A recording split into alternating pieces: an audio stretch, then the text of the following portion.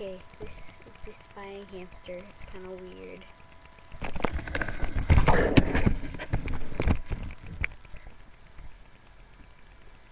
She's just sitting there watching Ashra like she did something bad.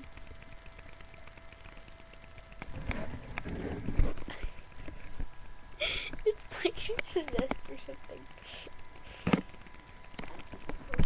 No, don't poke her. She moved the paw. That's a bad sign.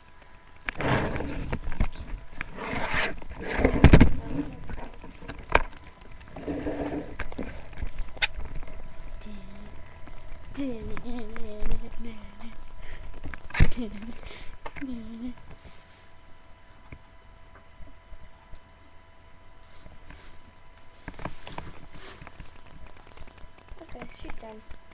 No, stop it. Oh. And that has been the spying hamster that spies on people. Ah, she's spying. She's spying.